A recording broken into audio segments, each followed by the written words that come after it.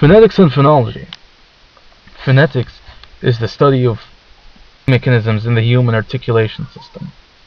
And when we say that the articulation is basically the production, the physical production of voicing, and the way of the voice, how it acts, how it reacts with different places in your mouth, in your neck, the glottal system, and all these different places of articulation that were made in order to produce and designed to manipulate the voice and to get proper consonants and vowels. We're going to look at how that works through perception, anatomy of vocal organs, airstream mechanism, and of course articulation. We're going to look at all these things, and then finally we're going to come to phonology. Phonology is basically a dance with phonetics. We're looking at how the language interacts in different phonetic environments called phones and allophones, and how they react and comprehend and disagree and agree with different phonetic theories. Of course, I'm going to put that into practice. So that was good. Articulatory phonetics is the study of how speech sounds are produced by a human vocal apparatus, anatomy of vocal organs, airstream mechanism, voicing, and articulation. These four objects and components produce phonetics that can be manipulated, customed, and of course articulated in your glottal system, all the way to the apparatus, the neck apparatus, and all the way to the all the way down to the end point, which is the bilabial, and whether it's nasalized or not nasalized. All these things come into the articulatory phonetics that are divided and grouped down into these four main sections, and we're going to look at each one by detail in the upcoming slides. So I'll make it 50 seconds. Voicing and IPA. IPA stands for the International Phonetic Alphabet, which is a standardized system of sort of what you can say all sort of different languages with their own unique sounds besides the English and different common languages. They are all grouped or believed to be grouped theoretically in these phonetic alphabets. And as we see through practice, we can see different and hear different voice notes produced through phonetic articulatory mechanisms through voicing. The whisper, creak, breathy voice, aspirated voice, and voicelessness, which is phones that do not have a voice. They don't have a vibration in the glottal system. And we're going to look at different outcomes of these IPA and these theories in the upcoming slides.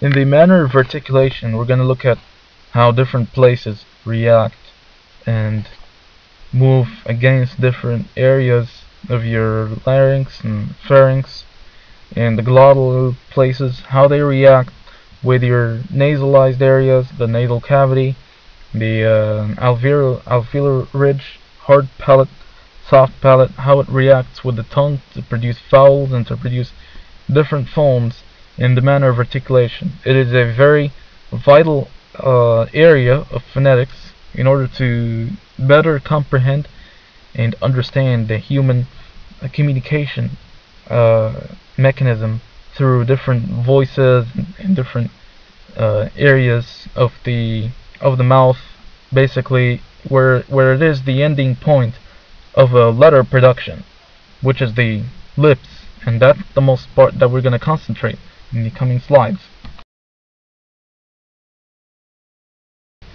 In places of articulation, it's basically much similar to manners of articulation. We're going to look at different areas where the manner occurs in the first place. We're going to look at the alveolar ridge, which is the part behind the teeth directly. And we're going to look at the palates, the soft and the hard palates. We're going to look at how the tongue dips and curves against the palates to produce vowels and different phones. We're going to look at the glottal area, obviously, whether it's closed or not closed. That's going to be a huge difference, because we're looking at voiced and voiceless consonants with a closed and a not closed glottal area. And these places are also, these two components of articulation are very vital to voice and phonetic production. Here we have a bilabial, which is a b, p, and m. What you notice when you repeat after me these consonants, you notice that your two lips, bilabial consonants, are being produced by creating a closure between the two lips. So you're basically closing your lips and then you're letting air out in a small fraction of time, and that's going to produce letters such as b, p, and m. And then we have labiodental. Labiodental is the friction between lower lip and upper teeth, and these consonants are produced by raising the lower lip to the upper teeth. Like for example, and what's happening here is that there is a constant airflow with a little escape for the air, and that's one example of air mechanism in phonetics, which is an air escape and intake is very important in production of in the interdental articulation, which is the tongue between the teeth. These are one of the letters that you use most frequently, and what happens is just behind the upper teeth, also called the dental, you get the tongue coming in, and interdental consonants are also fricatives, which are friction, and we're going to talk about that later in our next slides. One example of, or a couple of examples of interdental is a voiceless and a voiced v, which are if you make these sounds that I just made, you can notice that your tongue is coming in between your teeth.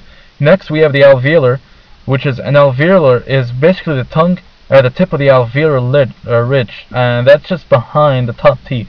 And such letters can be produced from that alveolar ridge, can be d, t, s, z, and n.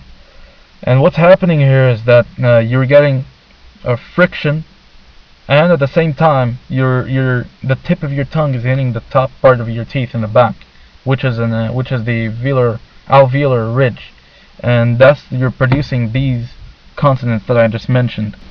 Now we're going to start getting into vowels. Vowels are produced mainly by the tongue hitting the palates, the hard and the soft palates. And for example, now we have low and high. What's happening here is that the tongue is staying at a low position and it's coming up high. It's hitting the top, the tip, the lower part is hitting the highest notes, and we're going to look at high decibel notes here. The back and the front, what's happening here is we're looking at lower, and we're looking at lower decibel and more heavy vowels in this location. And then we get rounded vowels, nasal, coming from the nose, and then we get long vowels or extended vowels. In this chart, I'm going to explain to you the different vowels as they come up short or close to the high and the back or central areas of the tongue, and how they are manipulated and or dip in tongue movement. For example, if we look at high and front area, we're going to look at E, and look at that, and it's going to be a very high decibel note, and the tongue, what's happening to the tongue is that it's very high and it's very front. When you say E, I mean you get the high part of the tongue coming up straight. And if you go all the way back to oo, you're going to go back to the back part of the tongue is going to come low. So you get a tongue sitting at a relaxed position, and we go back all the way to the bottom right corner. We look at the reverse C. That's going to be an oo, and o, and then that's going to manipulate the tongue differently. So different areas here are going to manipulate the tongue differently.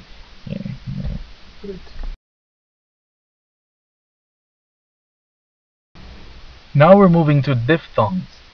Diphthongs are a combination of more than two or more vocalic sounds.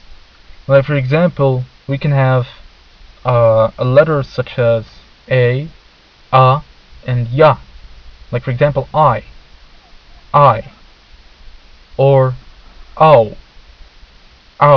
as in a combination of two. Cow. When what we're doing here is we're effectively turning consonants into productive vowels by making them you want to make sense out of the vowel, because if you take away the vowels, you're basically not gonna. Then we have affricates. Affricates are basically a sound like a plosive and then releases into a fricative. They're the most constructive sounding consonants in the beginning part, but then at the end they release into a fricative. For example, we have two main consonants that sound like an affricate, or the two build-ups of affricates. We have a j and a ch. What's happening here is I'm starting off as a normal consonant with a normal sounding phonetic mechanic that I'm used to and relied on, and then I'm ending it with a fricative. Plosive are stops, sounds that are made with complete stop of airflow in the vocal tract. And what I mean by that are these are consonants that where you are forced to stop or to make a halt of airstream through your mouth in order to make sense at the end. So we have p, b, t, and k. If you notice these consonants, you're ending them in a sudden motion of phonetic mechanics. We have nasal. Nasal is basically sounds that are made where air escapes through the nasal cavity, and these are basically where your oral area is closed and your nasals are working. Sounds like n and m are releasing air through the nose, which are producing these two consonants.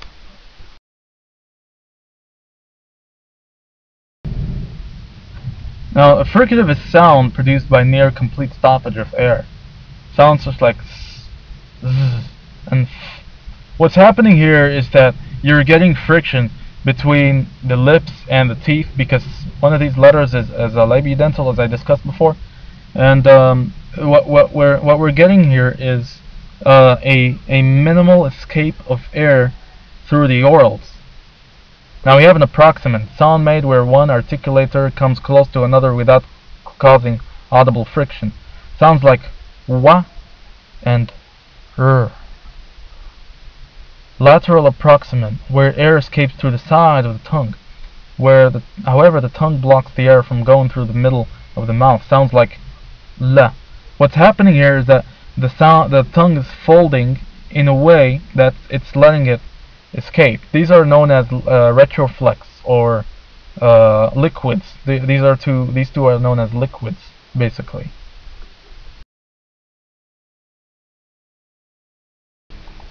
Now we're going to move to phonology. Phonology is basically the study of how sounds interact in different languages. For example, I'm going to go ahead and study why is nasalization more common in French and not very much common in English or British. I'm going to go and study Quishi, or how they pronounce different letters in different alphabets differently. And then I'm going to look at all these things using standardized data sets and tools given to me, and of course I'm going to be using rules in order to carve out my own research and my own study of the phonological process or the order of different languages.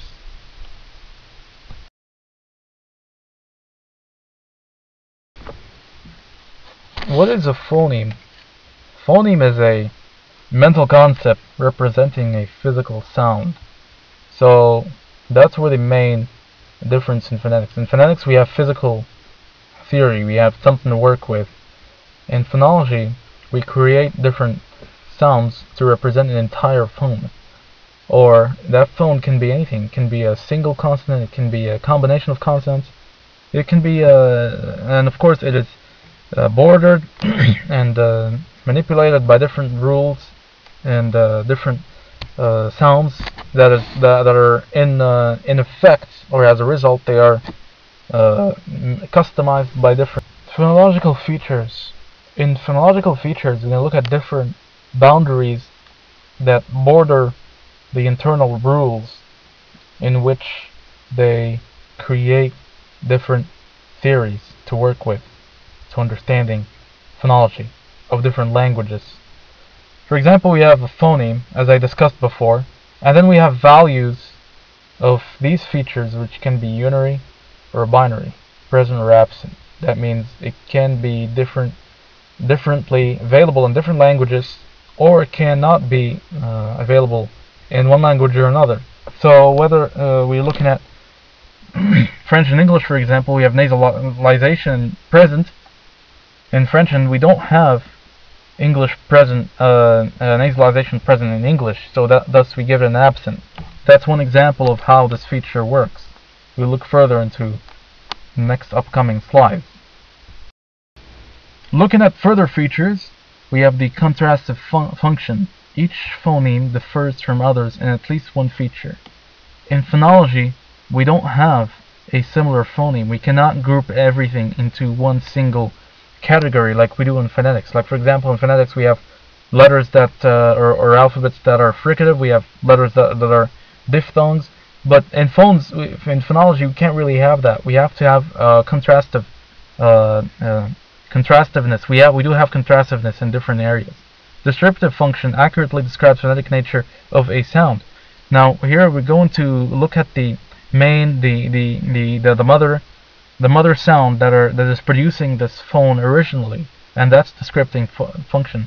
Classificatory function explains and allows generalizations and common phonological processes. Here is the most basic feature of phonology, which allows us to put a little bit of categorization or classification into the system itself.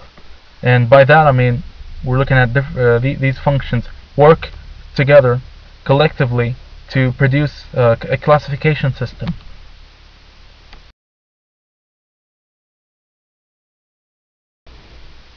I've been talking a lot about rules in phonology, and now I'm going to get into them finally. Compromise in articulation changes the sound. Now we don't want to compromise in the articulation, because it's going to change the phone, it's going to change the rules, it's going to manipulate it. Don't want that. Constituents of a phonological rules and phonemes to be modified due to a rule. Now we get different phones that are allowed to be changed due to different environments in the phonetic system, and that allows us to execute this second rule, which gives us a better understanding of the phone itself. Conditioning context in which the rule has to be fired. Now in conditioning we keep manipulating the sound to make sense. Change that occurs in the sound after the rule has been fired. Change that occurs in a sound are not always recognized in the ruling system. Rules are sometimes ordered in a language, sometimes they're not ordered, sometimes they are ordered. Hence the word sometimes, because not every language includes all of these rules. Phonology has to be manipulated and customized to every different sounding language. Imagine the new languages. Now, types of phonological rules. How do we execute these rules? Now we're going to do that through assimilation and dissimilation. What happens here is that if we don't really understand a certain language, we're going to assimilate it or dissimilate it. We're going to link it to our language in the IPA system, the International Phonetic Alphabet System. That will allow us to study it and understand it further. Either we're going to add or an addition of features due to neighboring phonemes, or we're going to dissimilate, which is a deletion of features, these neighboring phonemes. When we do that, we are better understanding the phonological environment occurring around them. Syllable is a unit of sound composed of two main components. A central peak of sonority, which is usually a vowel, it's always a vowel, consonants that cluster around the central peak. Now this central peak is basically, it can be a low, a high, front, whatever vowel it can be, but it's manipulating the consonants. For example, I'll give you an example of a two-syllable word like baby. What's happening here is that we have the b and the producing the b, which is and that's one syllable, and then we have the b and the E, which is producing another syllable, thus giving us the word baby, 2 syllables. Now we're going to conclude this project by talking about the relationship between phonetics and phonology. Now the relationship between the two is, there are minor things that differ and that they can argue against one another, but then there are things that they can correlate and correspond to one another in a certain way. For example, like the rules. In ruling, we heavily depend on phonetics in order to identify different phones for different languages. So that's going to really help us in phonology. But also in phonology, we identify environments that we don't usually find in phonetics, and it's limited, or it is limited in that certain field. So these two are helping each other out, and at the same time they are arguing against one another in